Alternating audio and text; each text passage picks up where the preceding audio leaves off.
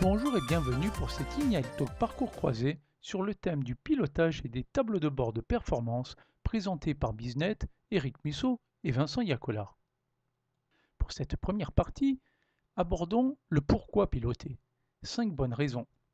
Avoir une vision par brise, s'aligner à la stratégie, gagner en performance, avoir une vision d'ensemble et avoir une capacité d'analyse. Pour avoir une vision par brise, mieux vaut utiliser un système de gestion intégré. Il permet de disposer d'états et de projections des données opérationnelles et financières cohérentes, intégrées et consolidées. Pour s'aligner à la stratégie, on utilise un arbre d'alignement stratégique. Il permet de décliner de façon cohérente les objectifs stratégiques dans chaque structure ou fonction de l'organisme. Pour gagner en performance, on s'appuie sur des indicateurs de bon fonctionnement. Ils permettent, fonction par fonction, d'identifier d'un seul coup d'œil le fonctionnement nominal de chaque fonction. Pour avoir une vision d'ensemble, on met en place un reporting. Il permet de construire sur mesure ou en standard les tableaux de bord utiles au pilotage stratégique, opérationnel et financier. Pour avoir une capacité d'analyse, c'est le décisionnel qui s'y prête.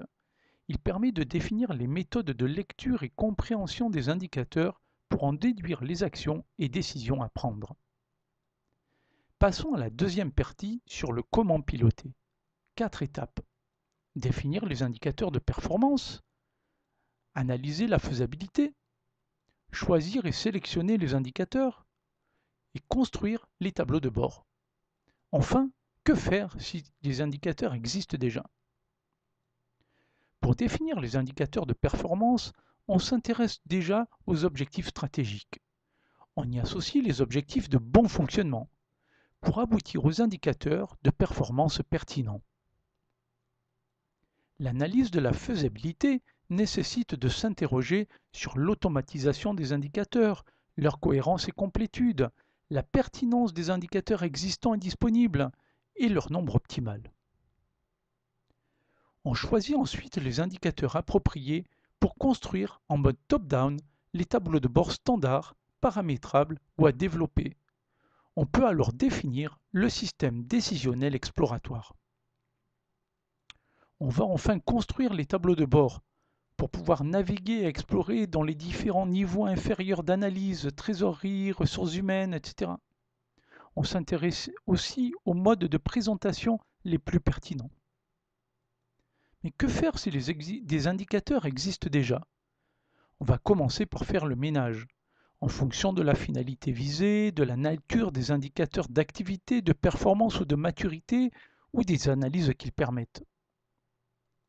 Cette troisième partie aborde maintenant des exemples de mise en œuvre et retour d'expérience sur les ERP, la modélisation des fonctions de l'entreprise, un modèle de table de bord et les 3 niveaux de maîtrise possibles. Odoo est un système de gestion intégré, ERP en anglais. Il est open source, opérationnel depuis plus de 10 ans. Il couple le back-end et le front-end et favorise l'agilité. Odoo permet d'analyser ou d'ajouter des modules appelés apps sur mesure, comme par exemple pour établir une rémunération à la performance, mesurer la performance, piloter par objectif ou bâtir des tableaux de bord. Passons aux fonctions d'un organisme. On peut les modéliser en 5 types. Les fonctions leadership, les fonctions de type moyen, les fonctions opérationnelles, les fonctions support et les fonctions de pilotage. Le pilotage et reporting opérationnel et financier de 11 tableaux de bord et 48 indicateurs modélisent le pilotage de tout type d'organisme.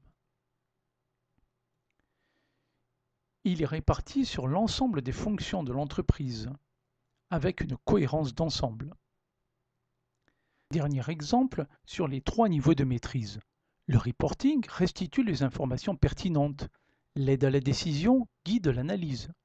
La prédictibilité permet des projections. Nous voici au terme de cette Ignite Talk sur le pilotage et les tableaux de bord de performance. Merci de votre attention et participation. Si vous avez des questions, commentez, chattez, et à bientôt sur les lignes de parcours croisés.